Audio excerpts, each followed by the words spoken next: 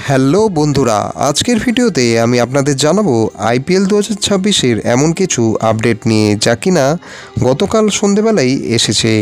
তার সাথে জানাবো আইপিএল রিটেনশনের লাস্ট ডেট কখন, আইপিএল 2026-এর অকশন সম্বন্ধে এবং সাথে থাকছে আরও বড় আপডেট কলকাতা নাইট রাইডার্স এবার কাদের কাদের ছেড়ে দিচ্ছে এবং অকশনে তারা কত টাকা নিয়ে নামবে সেই ব্যাপারেও।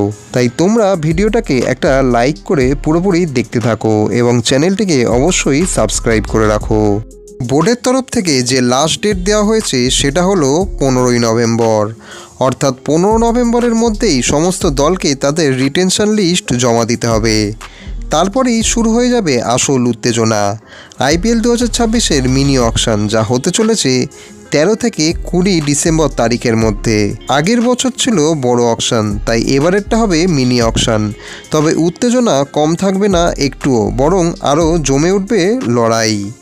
খবর অনুযায়ী কেকেআর এই অকশনে কমপক্ষে 45 কোটি টাকা নিয়ে যেতে পারবে, আর যদি কিছু প্লেয়ার রিলিজ করে তাহলে সেটা বেড়ে হয়ে যাবে 70 কোটিরও বেশি।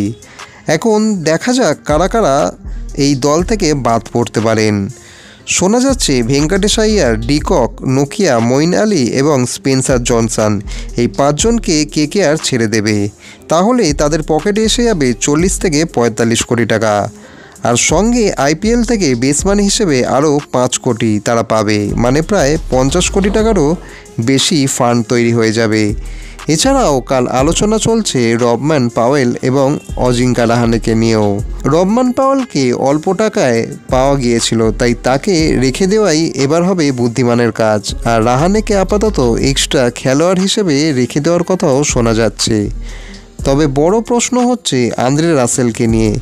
তিনি কেকেআরের ইমোশন, কিন্তু পারফরমেন্স এখন তার অনেকটাই খারাপ হয়ে গেছে এবং গত কিছু বছরেও তিনি একদমই খেলতে পারেননি।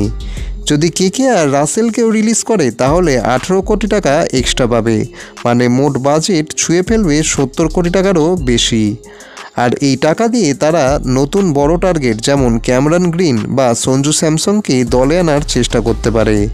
স্যামসং যদি রাজস্থান থেকে রিলিজ হয়ে যায় তাহলে কেকেআরের ক্ষেত্রে তিনিই হবেন পরবর্তী অধিনায়ক।